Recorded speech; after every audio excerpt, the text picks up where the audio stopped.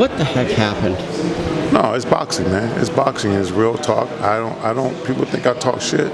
I speak the facts. The facts is that Devin Haney ain't really had no fights, man. He had 4 real fights in his career, and that was Kambosos, Linares, Lomachenko, and who's the other kid? And Jojo Diaz.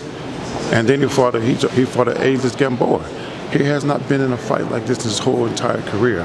He got 15 knockouts, right? 26 wins, only 4 real fights. This is bigger than this is more than a real fight. He got the hardest puncher in the 140-pound history of the division. This is not going to be a walk in the park. Yeah, he could box, but Regis could box too, and he could punch. So it is what it is, man. Like I said, December 9th, we're going to see what happens. So as a writer, I always put stories together because as a strength coach, you probably think of how to put athletes together or coach anything. Is part of it the disrespect of the champion being second on the poster? That's kind of what I saw a little bit too. Well, it's disrespect. To me, it's all disrespect because the only reason they took the fight is because they think they saw Regis slipping. And thank God for that, because he's not slipping.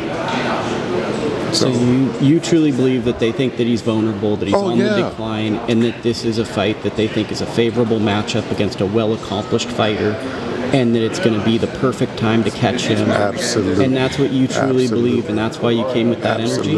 Absolutely. To me, it's disrespectful to his craft and to his two-time. He's a 2-time world champion. How a fighter like Devin Haney, who got hurt by a little bitty Linares, and he really lost to Lomachenko, think he'll come and deal with this monster at Devin's 140. a great fighter, but so is Regis. He's a boxer. Well, I get what you're saying. He's more of a technician. Exactly. Everything, just like I said before, even before the Lomachenko and Lopez fight, I told everybody in my camp, everybody's watching the fight, I said, yeah, Loma can move. When he get hit in the mouth, it's going to change. When Haney get hit in the mouth, it's going to cease. Trust what I'm saying. Can you talk about your relationship with Regis over the years, and kind of for those that are unaware of you, to explain the bond? Well, I've been with Regis for more than 10 years now. So all the work that we put in, we got 25 knockouts. And the loss we had in England was, majority decision. It was a very close fight. If it was in America, it could have easily gone to Regis. Easy. But listen, he's like my son. I've been working with this kid for years. I remember when we wasn't making no money. This kid has never missed one day of training. So we're dealing with two different caliber athletes as men.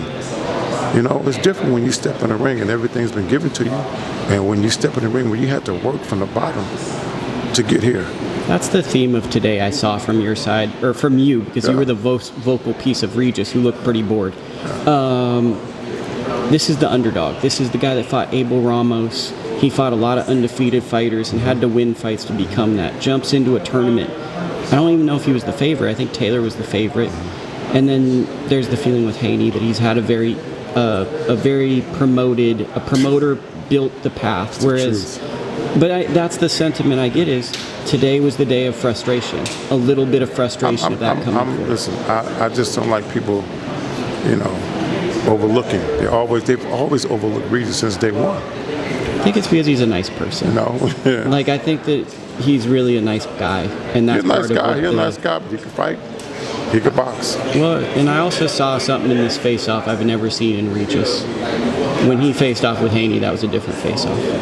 He ready to fight, man. He ready to fight. He ready to fight. Where was Bobby and Aaron today?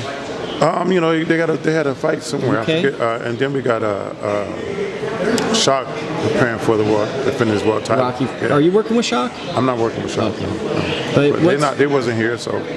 What's your prediction for what's going to happen? You said knockout, but can you give us Listen, Regis has worked too hard. Devin Haney will not walk away with that WBC belt. He won't walk away with that. That belt is staying at Regis Prograis.